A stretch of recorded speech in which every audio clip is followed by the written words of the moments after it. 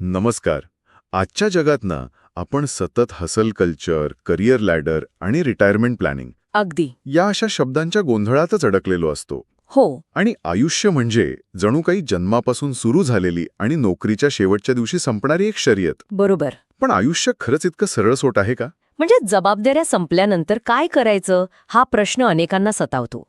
आणि गंमत म्हणजे याच प्रश्नावर हजारो वर्षांपूर्वी भारतीय विचारवंतांनी एक सखोल आराखडा मांडला होता. हो, आणि म्हणूनच आजची चर्चा महत्वाची आहे. आजच्या धावपळीच्या आयुष्यात जिथे रिटायरमेंट हा शब्दसुद्धा कालबाह्य वाटतो, तिथे वानप्रस्थ आणि संन्यास या कल्पनांना काही अर्थ उरला आहे का? हाच नेमका प्रश्न आहे. आणि याच प्रश्नाचं उत्तर शोधण्यासाठी आज आपण विद्यावाचस्पती विद्यानंद यांचं गृहस्थाश्रम, वानप्रस्थाश्रम आणि संन्यासाश्रम जीवन प्रवासाची 3 पायऱ्या या लेखनाचा आधार घेणार आहोत. उत्तम. आज आपण हेच समजून घेणार आहोत की हे 3 आश्रम म्हणजे फक्त जुन्या धार्मिक कल्पना आहेत की त्यात आजही आपल्यासाठी काहीतरी शिकण्यासारखं आहे. चला, या जुन्या नकाशाच्या मदतीने आजच्या जीवनाचा मार्ग शोधण्याचा प्रयत्न करूया. ठीक आहे, तर सुरुवात करूया त्या टप्प्यापासून जो आपल्या सगळ्यांच्या परिचयाचा आहे. गृहस्थाश्रम. हो. लग्न करणे, कुटुंब सांभाळणे, नोकरीधंदा करणे, हे सगळं तर आपण करतोच. मग यात असं इतकं विशेष काय आहे की त्याला एका वेगळ्या आश्रमाचा दर्जा दिला गेला? हा प्रश्न खूप महत्वाचा आहे. कारण आपण अनेकदा गृहस्थाश्रमाकडे केवळ एक वैयक्तिक आणि कौटुंबिक जबाबदारी म्हणून पाहतो. हो, बरोबर. पण या लेखनात एक अत्यंत रंजक मुद्दा मांडला आहे. तो म्हणजे गृहस्थाश्रम हा केवळ एका कुटुंबाचा नव्हे तर संपूर्ण समाजाचा आधारस्तंभ आहे. तो संपूर्ण व्यवस्थेचा पॉवर हाऊस आहे असं म्हटलंय. पॉवर हाऊस हे जरा जास्तच वाटतंय. हे कसं काय? विचार करा. समाजात केवळ गृहस्थच नसतात, तिथे ज्ञान मिळवणारे विद्यार्थी असतात, म्हणजे ब्रह्मचारी. अच्छा. आणि सर्वस्वाचा त्याग करून आत्मचिंतन करणारे साधू संन्यासीही असतात. या दोघांच्याही गरजा कोण पूर्ण करतं? विद्यार्थी दशेत असताना शिक्षणाचा आणि उदरनिर्वाहाचा खर्च कोण उचलतं? किंवा संन्यासाला भिक्षा कोण देतं? बरोबर, ते गृहस्थच करतात. म्हणजे मला हा विचारच कधी आला नव्हता. हो ना. आपण नेहमी गृहस्थ म्हणजे फक्त स्वतःच्या कुटुंबासाठी राबणारा माणूस मानतो. पण लेखनानुसार तर अख्खी समाजव्यवस्था, अगदी विद्यार्थी आणि संन्यासीसुद्धा एका गृहस्थावर अवलंबून आहेत. हे अविश्वसनीय आहे. अगदी. म्हणूनच या टप्प्यात केवळ पैसा कमवणे महत्वाचे नाही. या लेखनात अर्थ, काम आणि धर्म यांच्या संतुलनावर भर दिला आहे. म्हणजे बॅलन्स साधण्यावर. हो. तुम्ही जे कमावता ते केवळ तुमच्यासाठी नाही तर समाजासाठीही आहे.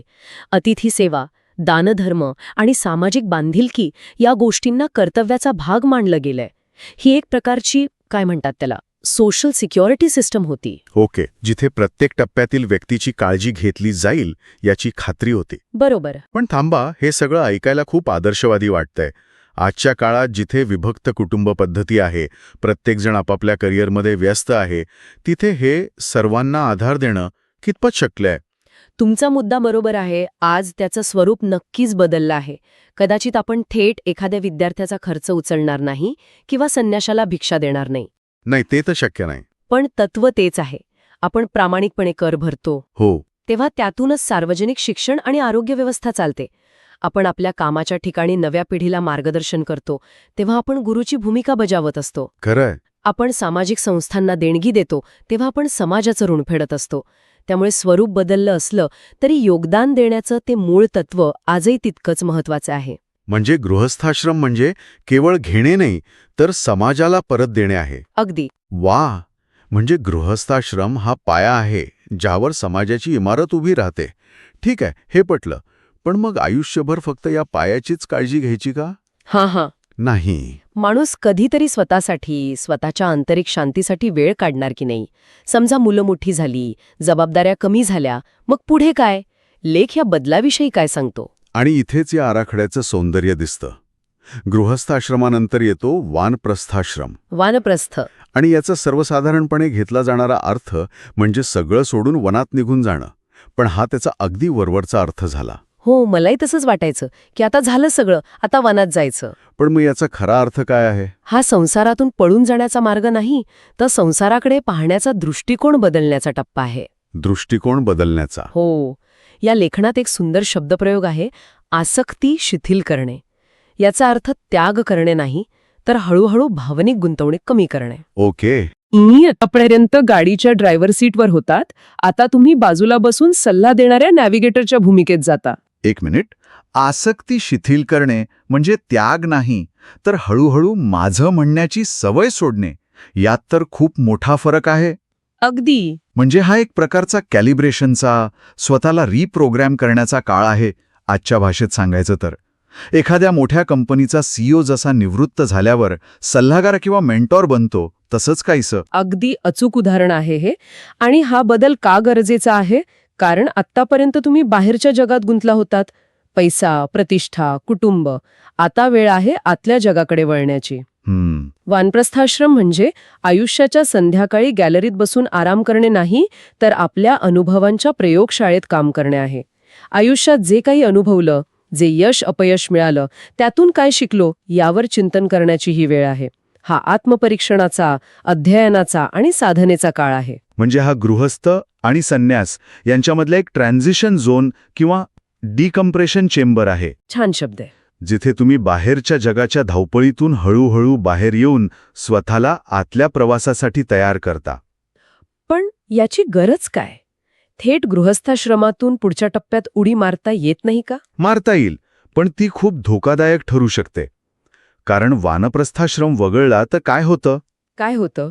व्यक्ती शारीरिकदृष्ट्या निवृत्त होते, पण मनाने त्याच जबाबदाऱ्यांमध्ये आणि आसक्तीमध्ये अडकून राहते. मग चिडचिड, एकटेपणा आणि आपल्याला आता कोणी विचारत नाही, ही भावना वाढीस लागते. हे तर आपण आजूबाजूला खूप पाहतो. हो ना? वानप्रस्थाश्रम तुम्हाला मानसिकदृष्ट्या अलिप्त व्हायला शिकवतो. तो विवेक जागृत करतो. काय शाश्वत आहे आणि काय क्षणभंगूर आहे हे समजायला लागतं. या तयारीशिवाय केलेला त्याग हा वरवरचा असतो, तो आतून पोकळ असतो. समजलं. म्हणजे जबाबदारीकडून अलिप्ततेकडे जाणारा हा एक महत्वाचा पूल आहे. आणि हा प्रवास पूर्ण होतो तो अंतिम टप्प्यात संन्यासाश्रमात. बरोबर. खरं सांगायचं तर हा टप्पा आजच्या काळात सगळ्यात जास्त परका आणि अव्यवहार्य वाटतो. संन्यास म्हणजे सगळं सोडून देणे. हे तर पलायनवादासारखं नाही का वाटत? आणि हाच सर्वात मोठा गैरसमज आहे. आणि म्हणूनच लेखामध्ये यावर विशेष भर दिला आहे. अच्छा. संन्यास म्हणजे केवळ बाह्य गोष्टींचा, म्हणजे घर, कुटुंब किंवा कपड्यांचा त्याग नाही. भगवी वस्त्र घातली म्हणजे कोणी संन्यासी होत नाही. लेखनात एक अतिशय मार्मिक वाक्य आहे. हा आश्रम बाह्य वस्त्रांपेक्षा अंतःकरणातील परिवर्तनाशी अधिक संबंधित आहे. अंतःकरणातील परिवर्तन म्हणजे नेमकं काय? आतून असं काय बदलतं? 3 मुख्य गोष्टी बदलतात. पहिली, अहंकाराचा नाश. मी आणि माझं ही जी ओळख आपण आयुष्यभर जपलेली असते ती गळून पडते. ओके. दुसरी, आसक्तीचा पूर्ण त्याग. आता केवळ भावनिक गुंतवणूक कमी होत नाही, तर ती मुळातूनच संपते. पूर्णपणे. हो. कोणत्याही व्यक्ती, वस्तू किंवा विचाराशी चिकटून राहण्याची वृत्ती संपते. आणि तिसरी, जी या सगळ्याचा परिणाम आहे, ती म्हणजे सर्व प्राणीमात्रांबद्दल अथांग करुणा. पण एक मिनिट, जर आसक्तीच नसेल तर करुणा कशी निर्माण होईल? हे थोडं विरोधाभासी नाही वाटत? नाही, उलट ते एकमेकांशी जोडलेलं आहे. जोपर्यंत मी वेगळा आणि जग वेगळं ही भावना असते, तोपर्यंत आपली करुणा मर्यादित असते. माझा कुटुंब, माझा देश. बरोबर. पण जेव्हा मीपणाची भिंतच कोसळून पडते, तेव्हा प्रत्येक जीवात स्वतःचंच रूप दिसायला लागतं. याला एका सुंदर उदाहरणाने समजावून सांगता येईल.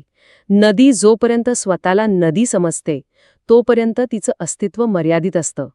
पण जेव्हा ती सागरांना मिळते, तेव्हा ती तिचं छोटं अस्तित्व गमावते, पण ती अथांग सागर बनते. अगदी. संन्यास म्हणजे स्वतःला संपवणे नाही, तर स्वतःचा विस्तार करून सर्व काही होणे आहे. वाह. म्हणजे संन्यास म्हणजे जगापासून तुटणे नव्हे, तर खऱ्या अर्थाने जगाशी एकरूप होणे. या दृष्टिकोनातून पाहिलं तर आजच्या काळातला संन्यासी कदाचित भगवी वस्त्र घालणार नाही. नक्कीच नाही. तो एखादा वैज्ञानिक असू शकतो, जो प्रसिद्धीची पर्वा न करता सत्याच्या शोधात लागलाय. किंवा एखादा उद्योजक, ज्याने आपली सर्व संपत्ती समाजासाठी दान केली आहे आणि तो त्यातून पूर्णपणे अलिप्त झाला आहे. बरोबर. हे त्याच्या वृत्तीवर अवलंबून आहे, वेशावर नाही. अगदी बरोबर.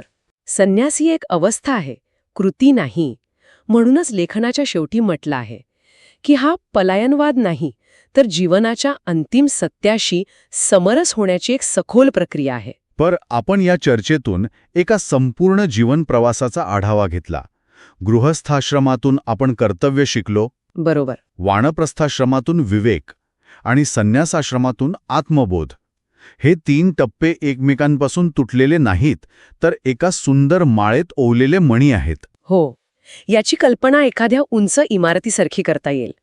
गृहस्थाश्रम हा या इमारतीचा भक्कम पाया आहे, ज्याशिवाय इमारत उभीच राहू शकत नाही. ओके. वानप्रस्थाश्रम या मधल्या भिंती आणि मजले आहेत, जे तुम्हाला हळूहळू उंचीवर नेतात, जगाकडे अधिक व्यापक दृष्टिकोनातून पाहायला शिकवतात. आणि संन्यास? आणि संन्यास आश्रम हे त्या इमारतीचं शिखर आहे, जिथून तुम्हाला संपूर्ण अस्तित्वाचं दर्शन होतं. पायाशिवाय शिखर असूच शकत नाहीये. कर्तव्य, विवेक आणि आत्मबोध. काय सुरेख मांडणी आहे. या चर्चेच्या शेवटी एक गोष्ट स्पष्ट होते की ही केवळ एक जुनी धार्मिक संकल्पना नाही, तर मानवी मनाच्या विकासाची, त्याच्या परिपक्वतेची एक नैसर्गिक प्रक्रिया आहे. हो, योग्य वेळी योग्य भूमिका स्वीकारल्यास जीवन अधिक संतुलित आणि अर्थपूर्ण होऊ शकतं. तर आज आपण पाहिलं की गृहस्थाश्रमातील कर्तव्य, वानप्रस्थाश्रमातील विवेक आणि संन्यासाश्रमातील आत्मशोध हे जीवनाला एक संपूर्णता कशी देतात. खरंय. हा केवळ जबाबदाऱ्या वाटून देणारा आराखडा नाही, तर एका अर्थपूर्ण आयुष्याचा रोडमॅप आहे. आणि या चर्चेच्या शेवटी ऐकणाऱ्यांसाठी एक विचार मनात येतो. आपण आजच्या जगात या आश्रमांच्या चौकटीत जगत नाही हे खरंय, पण कदाचित खरा प्रश्न हा नाही की आपण या टप्प्यांचे पालन करू शकतो की नाही. मग खरा प्रश्न काय आहे? खरा प्रश्न हा आहे की आपण कळत नकळतपणे या प्रवासातून जातच असतो का. हा एक विचार करायला लावणारा मुद्दा आहे. आपण स्वतःला विचारू शकतो, सध्या मी माझ्या आयुष्याच्या कोणत्या टप्प्यावर आहे.